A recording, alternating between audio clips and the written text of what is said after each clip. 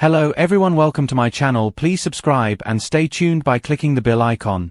The Bold and the Beautiful spoilers. Monday, November 17th. Code Red prison lockdown, empty Luna jail cell shocker. Monday's episode of The Bold and the Beautiful ignites a full-scale crisis, one that sends shockwaves from the sterile halls of the LA County Correction Center straight to the Forrester mansion. The day begins slowly enough, but within minutes, the soap erupts into chaos as Luna Nozawa becomes the center of the most unbelievable twist yet. An empty jail cell, a code red lockdown, and a frantic search that exposes dangerous gaps in the system, and even more dangerous enemies lurking in the shadows. Luna's vanishing act begins. Inside the detention facility, Luna sits on her narrow metal bed, staring at the concrete walls that seem to inch closer every hour.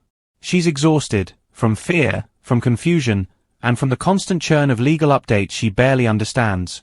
Her lawyer insists everything is under control, but Luna's gut says something is coming, something big. Turns out she's right. Moments before dawn, two guards exchange whispers near the monitoring station. A glitch in the system. Cameras flickering. Corridor lights dimming for only seconds at a time. In a place where routine never breaks, even a flicker of unpredictability sends chills through the ranks. And then, just as Luna stands to stretch, the lights go out completely. A full blackout. A full minute of pitch-black silence in a prison is enough to turn fear into fact. When the emergency lights flicker back on, Luna steps toward the bars to ask what's happening, only to realize something is very, very wrong. The cell door is slightly ajar. Barely, but enough for her to notice.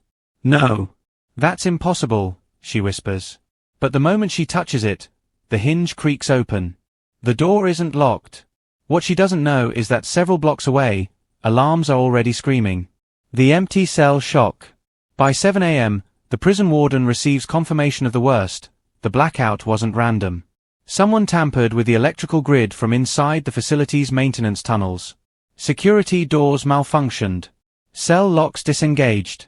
And one inmate, the one in the news for days, has vanished. Luna Nozawa is missing. Correctional officers swarm the cell block, barking orders as they storm into the corridor. But the instant they reach Luna's row, they halt, stunned. Her cell stands wide open. Her bed untouched. Her shoes still neatly placed by the wall. And not a trace of Luna herself. This is when the warden makes the call no warden ever wants to make. A code red. Full facility lockdown. Everyone, guards, inmates, staff, is sealed into position as the alarm blares over the intercom. Attention. Code red. All movement restricted. Repeat. All movement restricted. Poppy's panic hits maximum level. Meanwhile, at Forrester Creations, Poppy Nozawa is barely holding herself together. The minute she hears about an incident at the detention center, she bolts from the design office. Her hands shake as she frantically tries to reach officials, her attorney, anyone who can tell her whether her daughter is safe, injured, or, worst of all, accused of escaping. Lee arrives moments later just as Poppy sinks into a chair, white as a sheet. "Tell me you've heard something," Poppy begs. Lee, normally the pillar of stoic logic, looks shaken herself. "Only rumors. The prison is locked down. Something triggered an emergency breach." Poppy's mind leaps to the worst possibilities. Luna wouldn't run. She wouldn't. She's innocent. She knows running would only make things worse. Lee puts a hand on her sister's shoulder, both comforting and probing. "Are you absolutely sure Luna hasn't contacted you? Not a text, not a call?" "No." Poppy snaps through tears. If she was in danger, if she needed help, she would reach out. Of course she would. But even as she says it, fear crawls up her spine. Because what if Luna couldn't? What if someone else reached her first? Finn leads the investigation. Across town, Finn receives a call from the hospital's liaison with the corrections department. As a doctor who's treated inmates brought to the ER, he's familiar with the system, and when he hears the words juvenile inmate missing and possible internal interference, his protective instincts kick in immediately. Steffi watches him carefully. "You're thinking about Luna," she says softly. Finn nods. "If she's missing inside that facility, she could be hurt. Or someone could have taken her. I need to go down there. I need to know she's okay." Steffi tries to stay supportive, even though Luna has been nothing but a storm cloud hanging over their marriage. But she recognizes the tension in his face. This isn't romantic.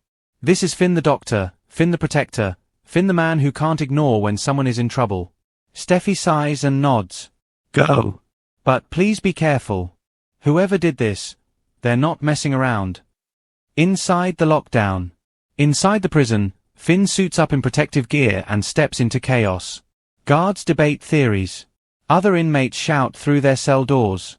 The air crackles with panic. Finn finally meets the warden, who leads him to Luna's block. I need to see the cell, Finn insists. The warden hesitates but relents. The moment Finn sees the open door, Luna's untouched belongings, the eerie silence, he feels his chest tighten. She didn't run, he says firmly. This wasn't voluntary. Someone got to her. The warden grimaces. That's what we're afraid of. Evidence of a struggle? A guard pushes forward with news. New, disturbing news. Sir, we found something in the service hallway behind the cell block. Finn turns sharply. What did you find? The guard lifts a small plastic bag containing a scrap of fabric. Pale pink. Soft. Torn at the corner. Finn's eyes widen. That's Luna's shirt, he whispers. I saw her wearing it yesterday. The tension grows thick enough to choke on. This wasn't an escape. This was an abduction. The episode ends with a twist. As officers sweep the facility, a hidden camera in a maintenance tunnel flickers back to life, and viewers get a final glimpse of what really happened. A masked figure dragging an unconscious Luna through the shadows. A second figure waiting at the end of the corridor. And then, this way, before they notice. The screen cuts to black. A code red prison breach. A missing inmate. An empty cell. And two unknown accomplices who now hold Luna's fate in their hands.